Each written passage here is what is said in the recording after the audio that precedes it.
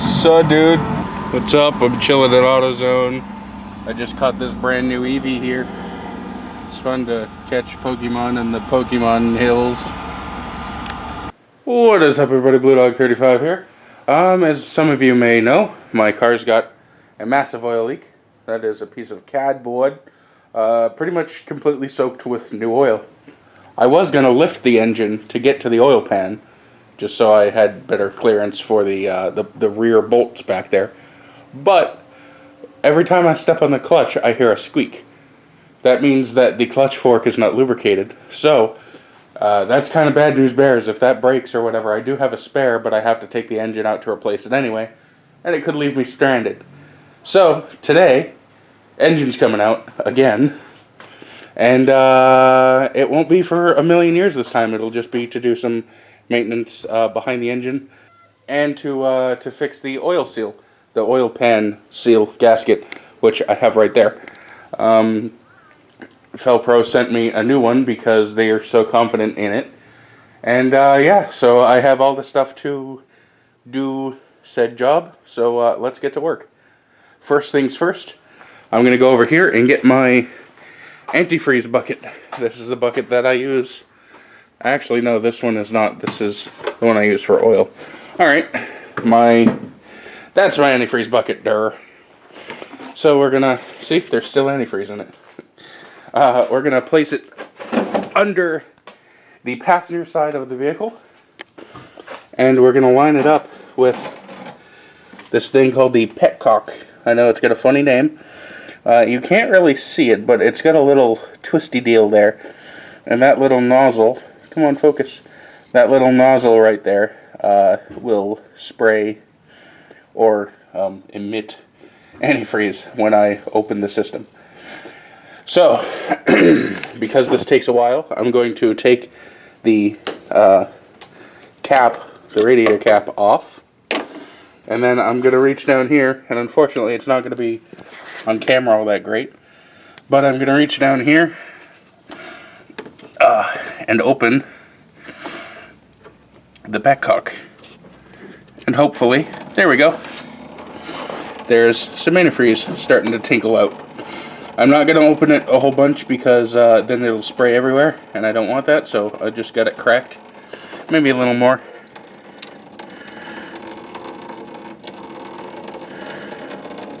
There we go. So we got a nice steady trickle. I'll push the bucket a little bit closer. And yeah, so we're gonna do that, let that go, and then I'm gonna start removing the airbox. So for my car, removing the airbox is very simple. All I need is a flat blade screwdriver. So I will go like this and loosen this connection here, like so. Pull this hose off, put it somewhere else, and then I need another, or the same flathead screwdriver, loosen this connection, and then really all I need to do is go like this, pry it loose. There are 3 vacuum hose connections. Here's one right here, there's another one right here, and there's another one on the other side, which I'll just give it a tug and it'll come off. So I think that's where my vacuum leak was coming from, because I had a vacuum leak. I'm pretty sure that's it right there, so we'll figure out a fix for this. So there's the airbox off. The tinkling you hear is not me urinating, it is still the antifreeze coming out of the radiator.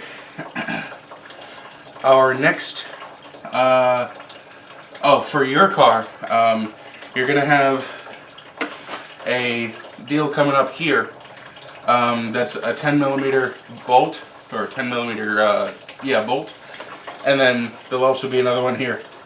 Just there and there, take those off, undo the hose clamp here, undo the 3 vacuum lines, and give it a pull. You're also going to have a whole bunch of, if you don't have a cold air intake, you're also going to have a whole bunch of like whatever here. I'm going to go ahead and disconnect this ground here. You're also going to have a whole bunch of ducting, like air ducting. So you'll have to remove that as well, but it's just, I believe it's a 10mm bolt. that goes right here. I don't know if that's in shot or not, but it just mounts to the front bar here.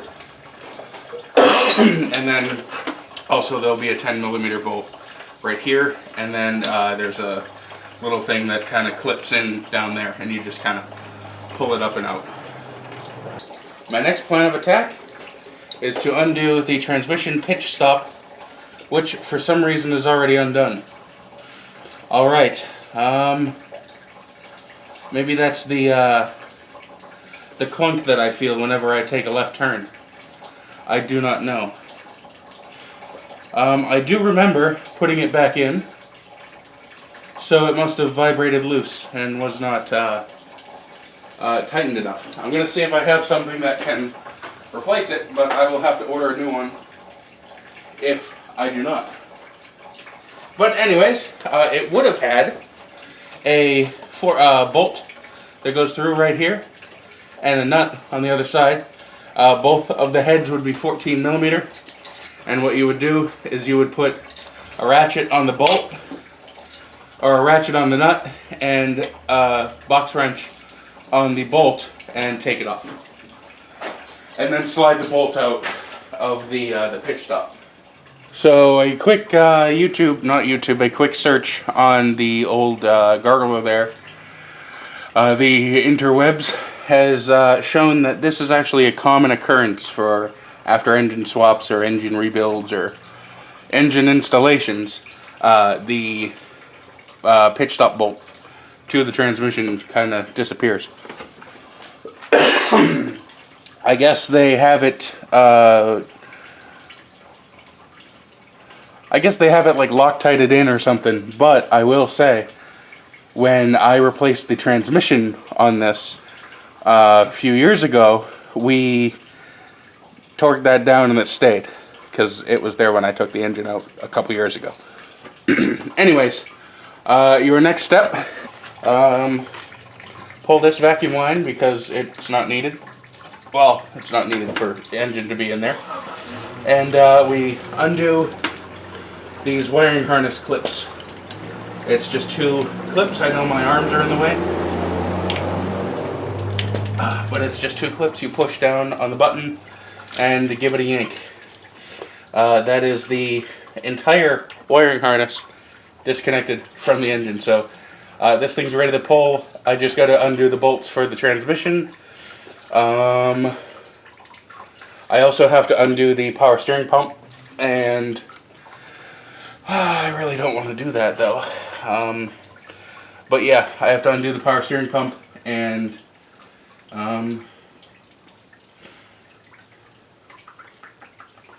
let's see what else. Yeah, got to take the power steering pump off, got to undo the bolts for the transmission to the engine, undo the exhaust, and drain the oil. And the motor mounts, providing the bolts are still there. One more thing I can do while I'm still waiting for the antifreeze to drain is unbolt the radiator, and it's a 12mm and not a 14 like I thought. Stand by.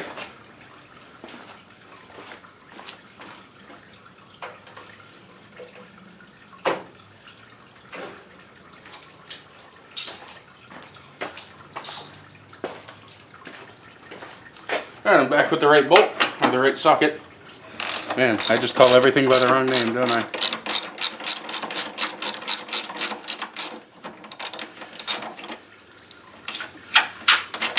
So there's that. And then I know this one's out of shot, but you can hear me doing it. And you can see the effects that it has on the radiator. Wiggle! That's one wiggly radiator. And then pop these supports off, like so, and place them in a safe spot. I'm gonna put these bolts back in their respective receptacles.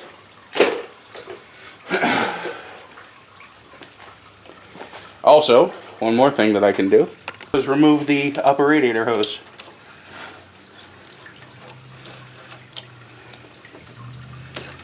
Give it a tug, and there we go.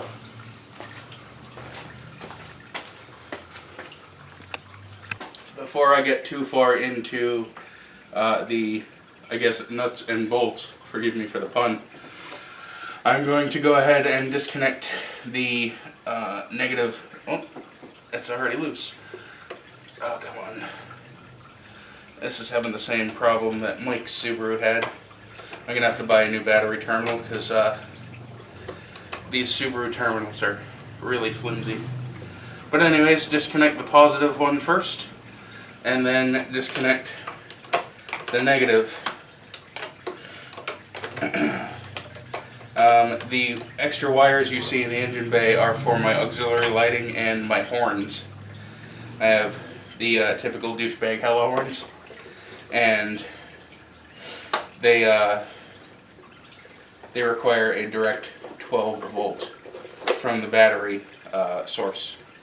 So there is that. Let's see, what can I do to keep this away from the terminal, because I'm not going to be removing the battery. I need something that isn't metal. Alright, we're going to put it like that for now. And I'm going to take this oil-soaked rag and wrap that up. You heard it first, kids. Next thing to do is to remove the radiator fan connections and the lower radiator hose. I'm not going to show the lower radiator hose or the fan connections because they are too kind of in there, and I don't have a light source to shine or whatever while I'm doing it. So, yeah, it's just me undoing 2 clips and a hose clamp.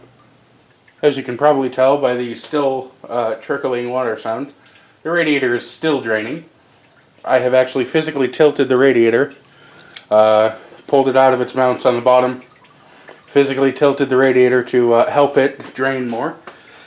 But I'm running out of things to do whilst it is draining. So my next step is to undo the alternator, because I need to get at bolts underneath and behind the alternator, or next to the alternator, in order to remove the power steering pump.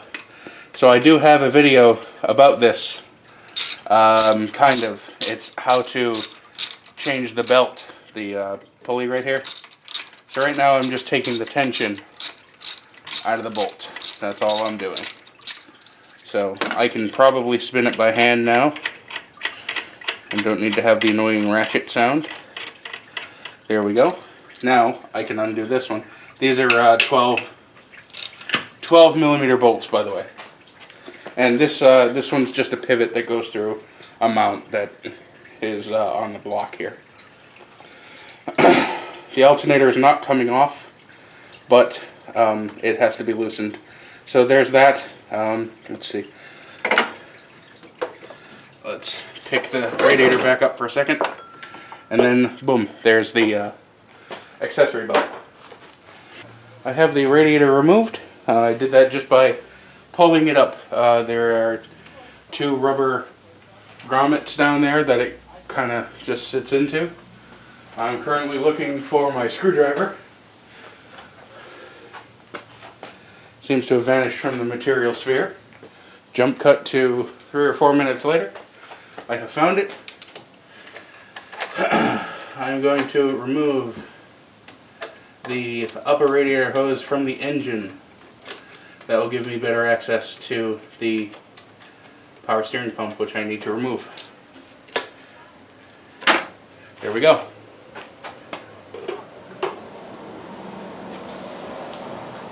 Now for the power steering pump. I'm trying to remember exactly what there is for bolts. It's mounted to this bracket, so I do believe I'm actually going to have to remove the alternator.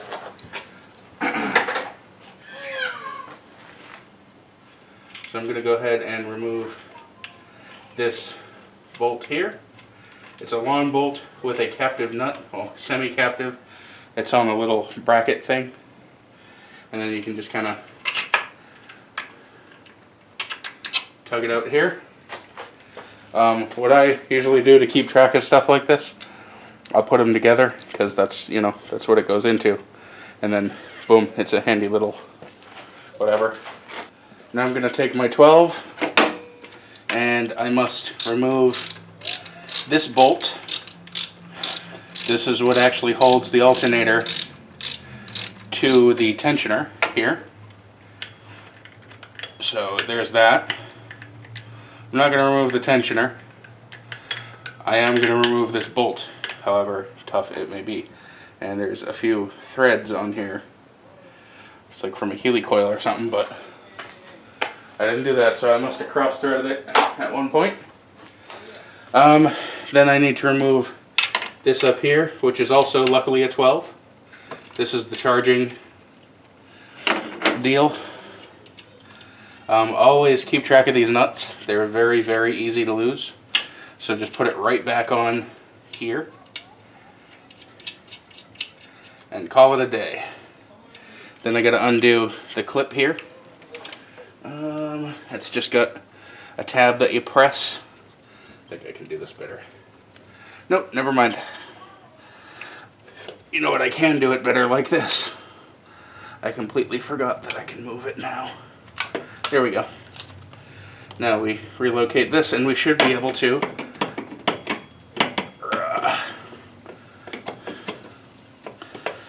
wrestle the alternator free, like so. Next up is the power steering pump. Let me grab my little LED light so I can see what's going on down there.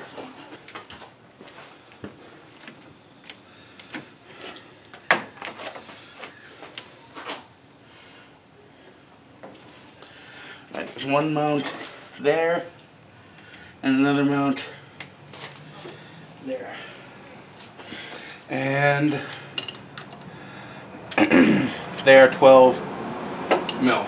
So there are 3 total mounts on this here power steering pump, but one of mine is stripped out. It's the back one. There's one way down here, and then there's one right here that I need to get at. Actually, I'm going to do it down this way so I have more leverage.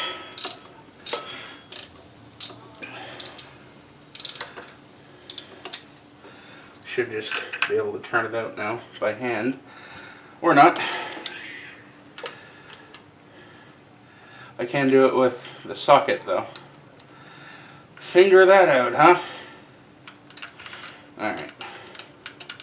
So there's that. I'm expecting this to be a little marred up because it gave me trouble when I was installing it.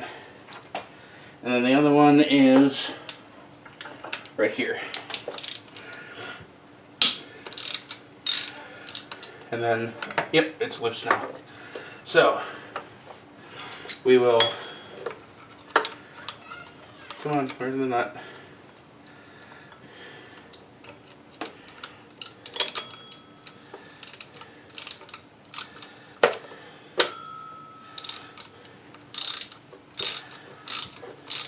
It'll be like an arm contortionist to get at a lot of these. It's kind of a pain, but hey. If you love your car, go through hell and back for it, you know? Just like I am now, having to pull the engine after 1,000 miles. For stupid shit that, you know, I probably should have taken care of the first time. Although I will say the oil pan is defective. Or the oil pan gasket.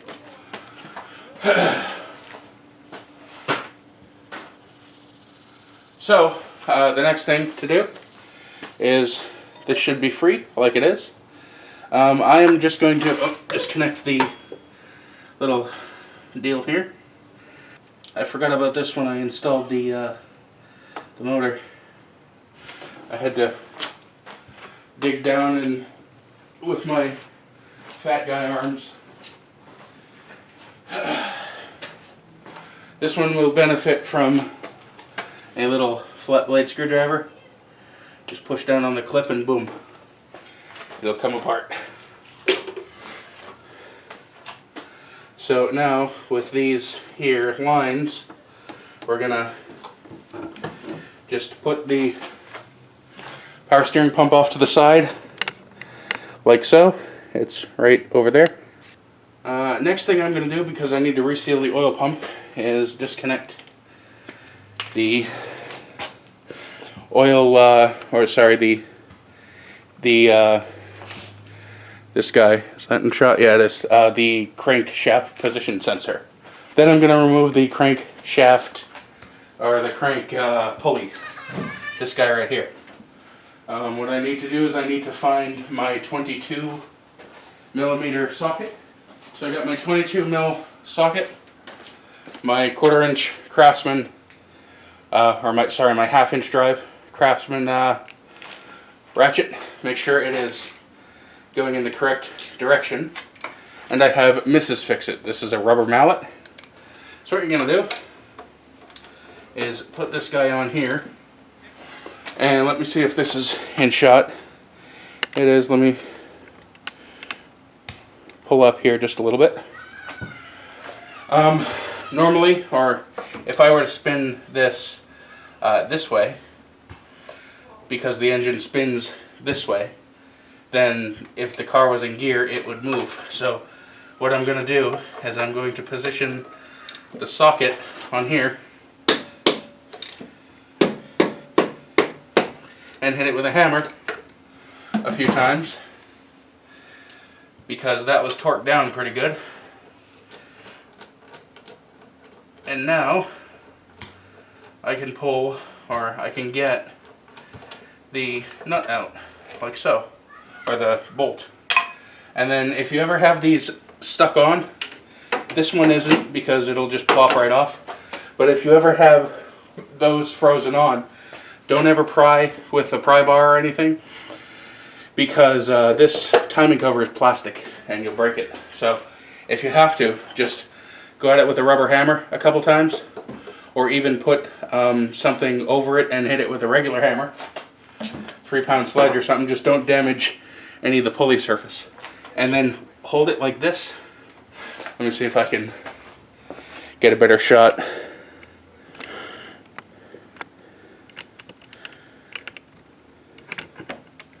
Alright, kind of do like what they do in the fast food commercials with the hamburgers. They hold them like this so that you can see them more.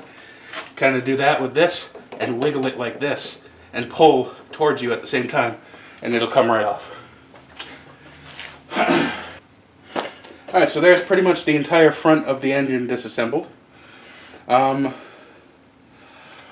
that's left now is to disconnect the fuel, the heater hoses, the starter, the engine to, or the transmission to engine bolts, the motor mount bolts. It's just 2 bolts or 2 nuts, and the exhaust, and that's just 2 bolts, or sorry, 3 bolts on either side. So I'm gonna get to that. I might do some of that off camera, but I will show with pictures or a different video or something how to do that, because, or I'll splice in some of my older videos. Alright, so the second least fun part of this is probably disconnecting the fuel hoses. This is the fuel pressure line, which is kind of funny because, well, there's no pressure in it. But I'm just going to give it a tug. I need my pliers. I really should invest in a set of hose pliers, but I don't have the money right now. So, channel locks it is.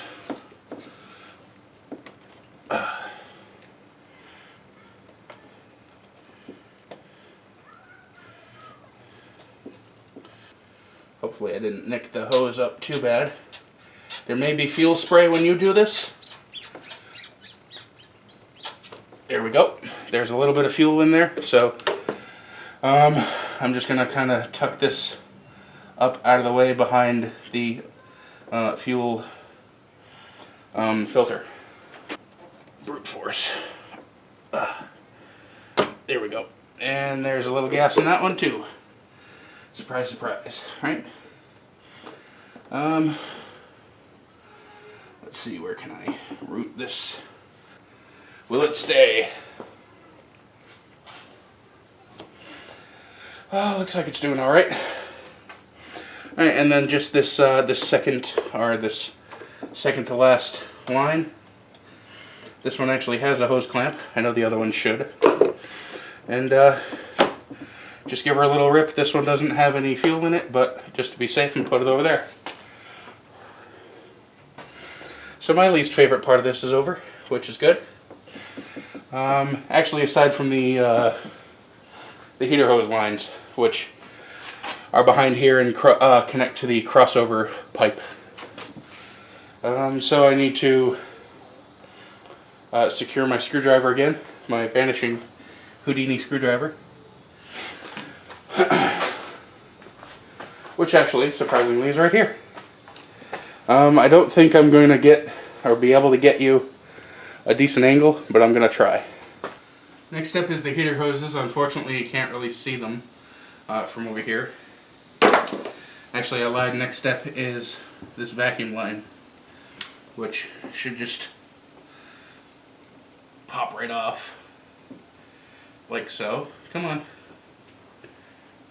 There we go. That goes to the master cylinder. Now the next step is the heater hoses. This is a breather, crankcase breather.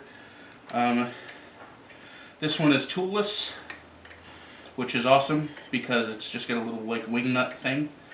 So it's not the greatest for tight spaces, but it fits in, you know, whatever. So let's pop this off.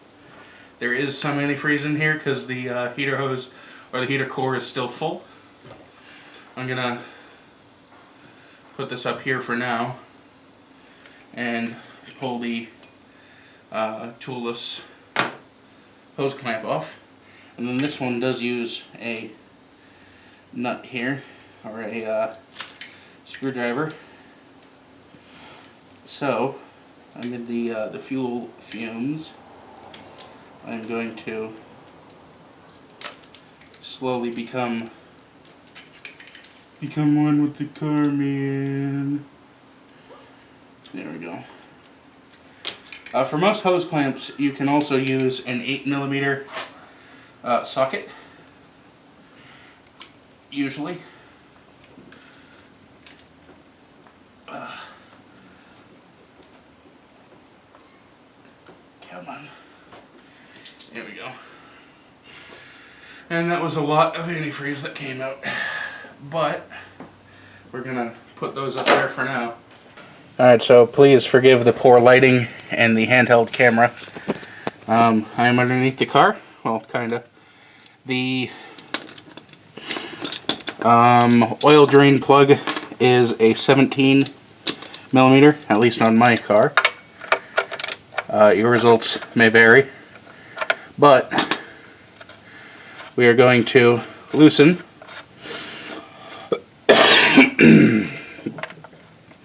and what I do, let me switch hands here. My apologies. I don't even know if I'm in shot. There we go.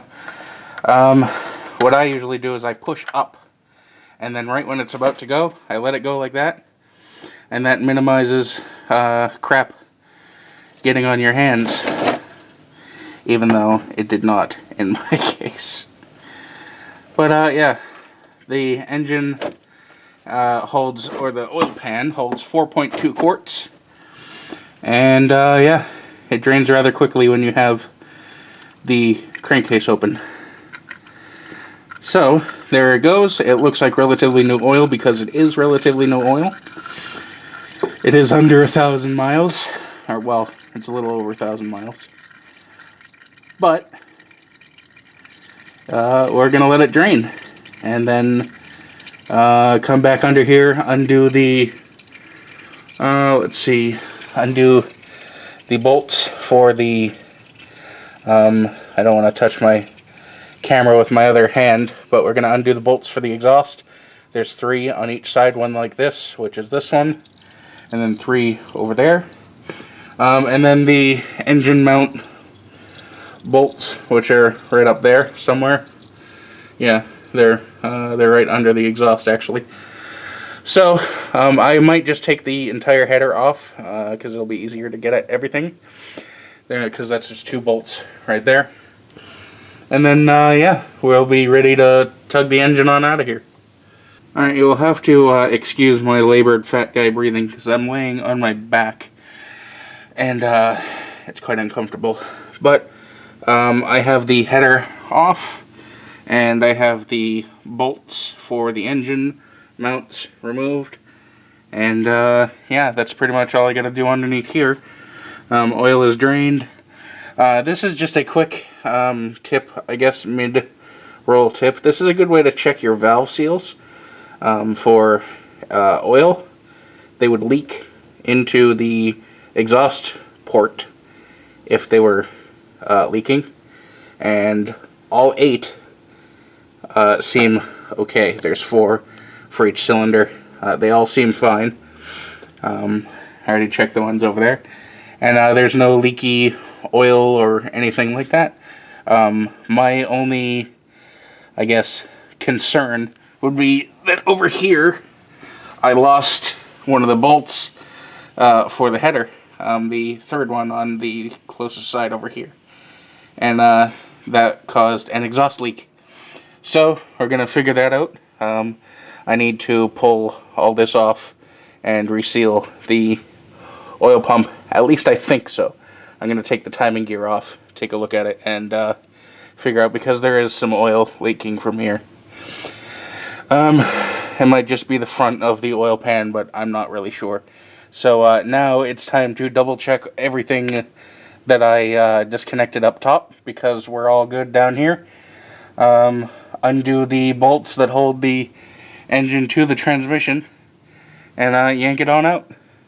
One thing I forgot to mention is the throttle linkage, which is just 2 little 10mm bolts right here, and I'm tightening them for some reason. So I'm just going to use my little ratcheting 10mm and pop these guys out. And there's 2. Now I'm going to move the camera and show you how to disconnect the actual cables from the linkage. Alright, here's the linkage. If you've ever put a new brake cable on a push bike or bicycle, pedal bike, whatever you want to call it, then you'll probably know what I'm talking about. So what you do is you push down here, pull the cable out, and pull the little thing out of the hole here. Same for the throttle. The one I just did was the cruise control, which currently on this vehicle does not work. It can be tricky, but with enough wiggling and fiddling around, you'll get it to eventually, come on, eventually pop out like that. And then you can take the throttle linkage as a noisy bicycle or motorcycle starts up. Take the throttle linkage and put it off to the side. Alright, engine is completely unbolted, disconnected, all the vacuum hoses, all the fuel, all the radiator, all the electrical connections, everything. It's unbolted from the chassis, the motor mounts, the transmission. Everything's ready to go. I just need to hook up the cherry picker and pull the engine out. I have developed a rather nasty headache, so I'm going to go lay down, get rid of my headache, and take this up tomorrow. So it will be tomorrow for me, but it will be but a blink of an eye for you. And when I come back, hopefully we'll have the cherry picker hooked up and the engine will come out. Alright, so it's the next day. I have the engine lift set up, the leveling mechanism set up, And I've placed a floor jack underneath the transmission, jacked up on it just a little bit, and I have tension on the engine. So what I'm going to do, this is kind of a balancing act with these cars, is I'm going to pull up on the engine like so. That's just the chain settling. So I'm going to pull up on the engine like so, and it is loose. I'm going to come over here, take up the slack with my floor jack, jack up on the transmission a little bit more, come back over here, lift up on the engine a little bit, like so, and then I need to look underneath to see if my engine mount bolts have cleared the engine cradle. So I'm going to get down here, take a look-see. I don't have my light with me, so I'm going to use my cellular telephone. And they have cleared. So, what I'm going to do now is come back over to the transmission jack, take up the slack, and then with one hand on the engine, I'm going to pull with the engine hoist.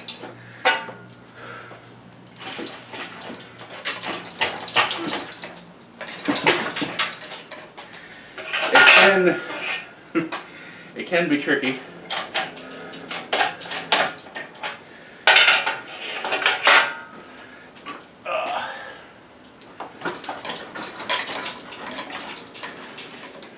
And there we go, we're free. So, we're going to pull the hoist back a little bit, get it to clear the transmission. Everything looks good. The pins on the back of the engine have cleared. So we're going to just keep going up and up and up and up until we need to either rest, take a look at stuff, whatever. And if you find your engine tilting like mine, just kind of rotate the assembly here and keep an eye on it. Mine's turning because of the lower radiator hose, because I did not disconnect it from the engine itself. So we're going to keep on pulling it out. As you're doing this, if this is your first time doing this, make sure everything is disconnected. I did like 3 times before I started pulling on it, because if you leave electrical connections disconnected or whatever, you will break things. And you don't really want to do that. So basically what you're going to do is you're going to go until the oil pan clears the front bar like this. I'm going to reposition the camera, and then we're going to pull it on out and set it down on a cradle that I have. It's just an old NASCAR tire, but that's what we're going to do. Social media opportunity. If you want to follow anything that I do behind the scenes, I am on Instagram, just BLUDOG35, at least I'm pretty sure. I'll put it down in the description if you're interested. But there's a quick picture. Hashtag Subaru.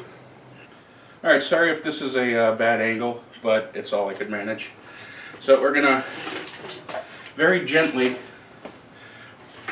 coax the engine out this way. Watch out for the hood strut. Next time I do this, I think I'm just going to take the hood off. Support it while you're spinning the bottom, because it is kind of top heavy with Yep, that was my power steering pump that it bumped into, so I'm gonna have to pick that up. But anyways, we're gonna continue our journey, pulling this guy back here. I believe, I don't think I'm gonna get hung up on the power steering pump, but there are a whole bunch of tools under there. Actually, I have to go forward a little. Just be careful when you're doing this. Sorry for my massive fatness. Should make this a little more impressive, actually, because a huge dude's doing this. Alright. So we're going to get this out here like so. Pull it back just a little more. Get it off the alternator on the ground there. Like so. Steady it from swinging around so much. And then reach over here. Grab my NASCAR tire. And then gently lower for safekeeping. It's gonna have to go out a little. Oh shit. That was the wrong way. I am a moron. But it is down, it is safe. I had the NASCAR tire there. Thank you to Jeebus. I'm going to pull it back up and reposition. Only because make me feel a little bit better. You know?